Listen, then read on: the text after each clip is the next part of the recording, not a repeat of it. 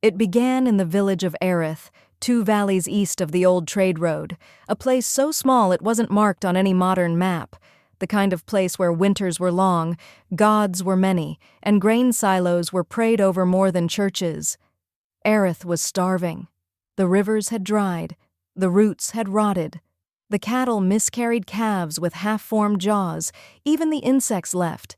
The people of Erith had prayed to every god they remembered, and when that failed, they prayed to one they didn't. No one spoke its name aloud.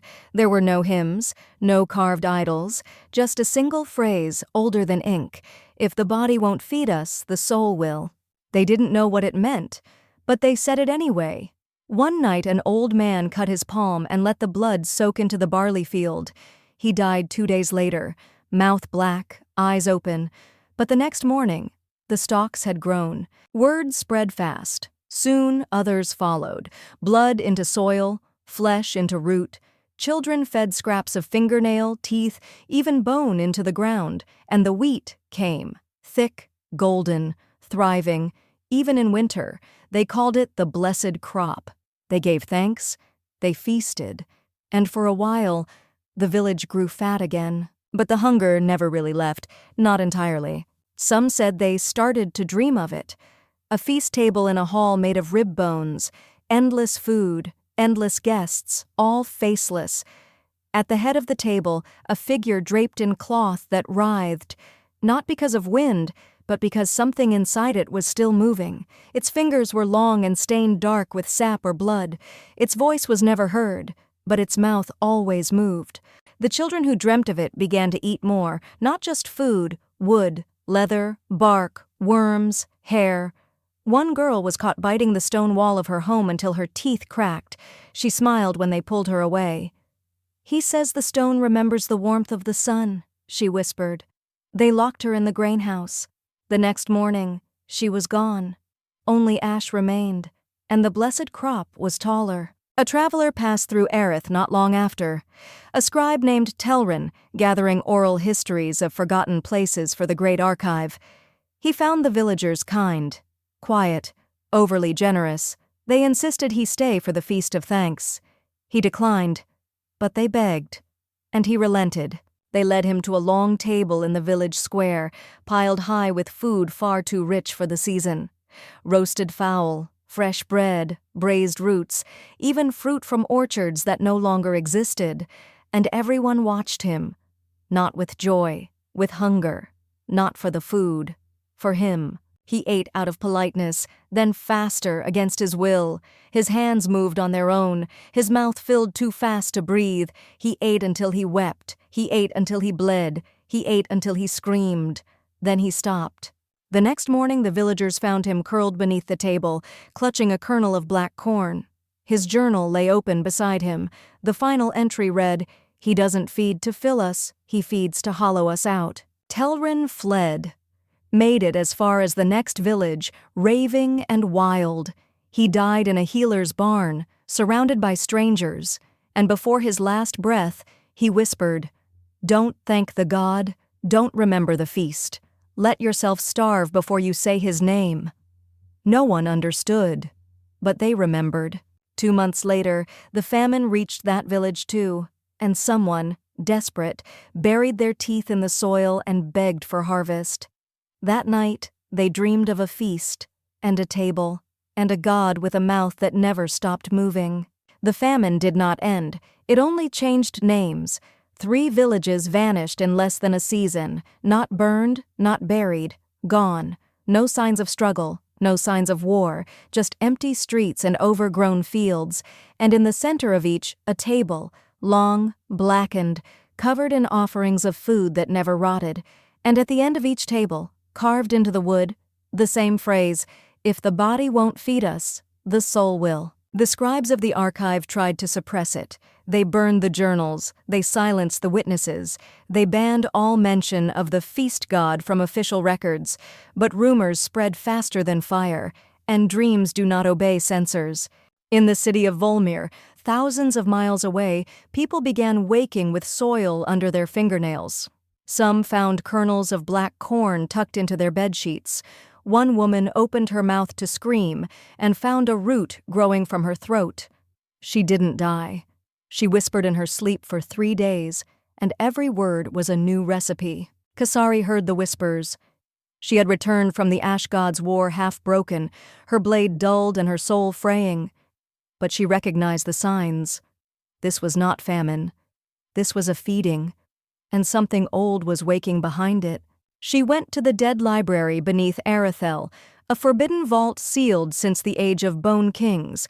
Inside, she found what the monks had hidden: records of a god called Vorthis, the Hollow King, the table without end, the mouth beneath the soil. No temples, no rites, only the warning: do not feed the memory.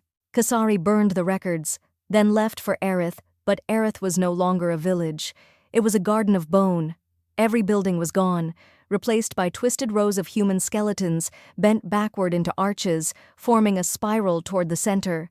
And in the center, a boy, still alive, still chewing. He didn't stop when she arrived, not when she shouted, not when she drew her blade, only when she knelt beside him and asked what he was eating. He opened his mouth, and inside, a second mouth. Small, infant-like, with teeth like needles, it whispered, "Thank you." Kasari killed the boy. The earth shook. And in the distance, far beneath the soil, something exhaled. The wind blew backward for 3 days, and crops began to grow in places no seed had touched. Cities began to turn on themselves. Families starved next to full pantries. Food spoiled the moment it was touched, unless it had been blessed by the phrase, "If the body won't feed us." The king declared martial law. He ordered the arrest of anyone speaking the phrase. He starved half the countryside trying to halt the spread. But the god was not spreading. It was already everywhere, buried in the bones of the earth, sleeping in the hunger of men. Kasari gathered what she could: mercenaries, heretics, ash war survivors, and she began a pilgrimage to find the god's first altar, to starve it, to seal it, or to burn with it. But even she didn't understand what the god truly wanted. It didn't hunger for flesh. It hungered for place, for presence. It wanted to be known, to be remembered, to be a name on every tongue and a craving in every bone. And the more they tried to starve it, the more they fed it, because even fear is a form of worship. Kasari did not pray anymore, not since the war, not since the gods of steel and blood turned deaf. But as she walked the famine roads, the paths where entire towns had once stood, she found herself whispering, not to a god, to memory. She remembered the sound of bread cracking in her mother's hands, the smell of stew, the sweetness of water, all gone, replaced by offerings, bowls of teeth, plates of finger bones arranged like petals, an orchard where every tree bore tongues, hung like fruit. Her companions dwindled, one by one. Some vanished in the night. Others chewed off their own lips in sleep. 2 tried to eat her. Only 1 survived the attempt, but not the fire. The deeper they traveled into the god's forgotten domain, the more the world twisted. They passed lakes that reflected hunger instead of faces. They walked through fields where shadows bent the wrong way, toward the center, always toward the feast. And every path ended at another table, endless, groaning, covered in food no one had cooked. Kasari stopped at the edge of a stone ridge where the land gave way to a pit. Below, hundreds of people, kneeling, eating dirt with reverence. They did not look up. They did not blink. They only chewed, and the earth pulsed like breath. One of her last followers, Erith, fell to his knees. "I'm full," he whispered. His stomach was hollow.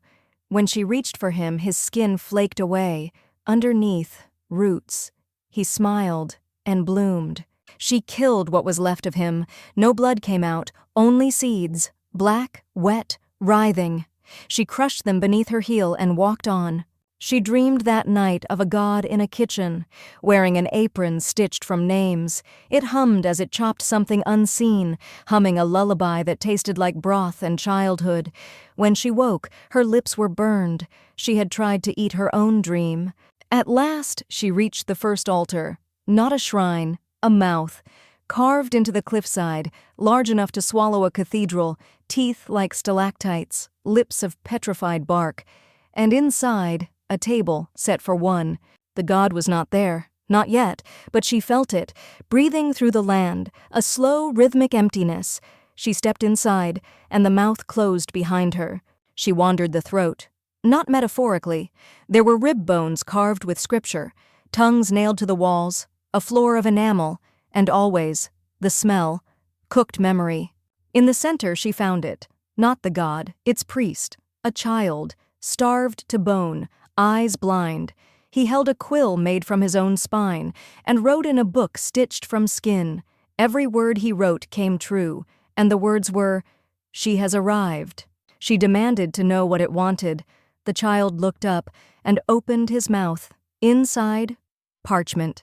He pulled it out slowly. On it, one phrase, "It wants to be the last meal." Kasari drew her blade, and fire. She burned the priest, the book, the mouth. But the words did not die.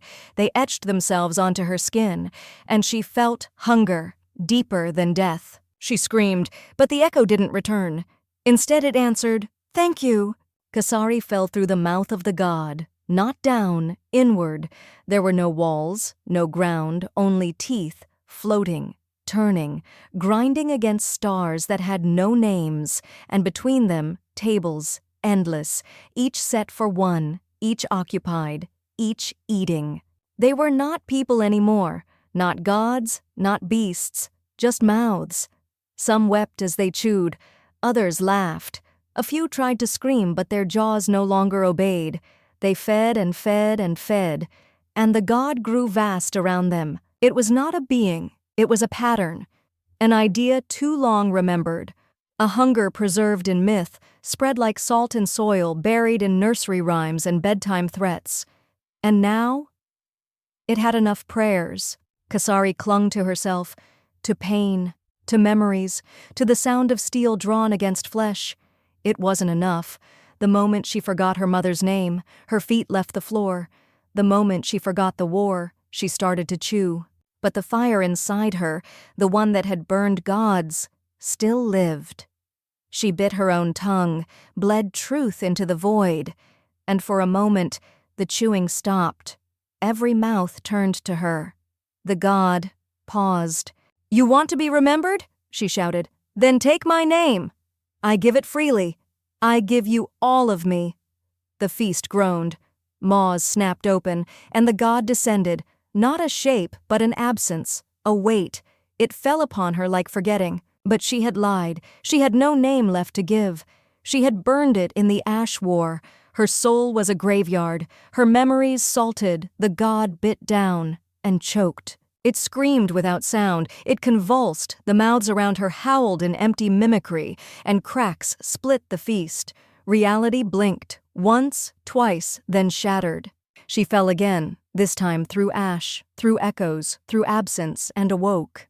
On a hill, beneath gray skies, in a world that had never known famine, people walked past her, laughing, eating, not too much, not too little, balanced, free. No one remembered the hollow feast. The phrase was gone. No tables in the woods, no crops with teeth, no priest of skin. But sometimes, a child would chew too much, or ask why dinner never ends, or dream of a kitchen filled with humming. And if they asked too often, their mouths would open too wide, and something else would answer. Because the hollow god is never gone, just unfed. It waits behind silence, behind ritual, behind hunger that looks too much like worship. It sleeps where the soul starves, and wakes when we thank it.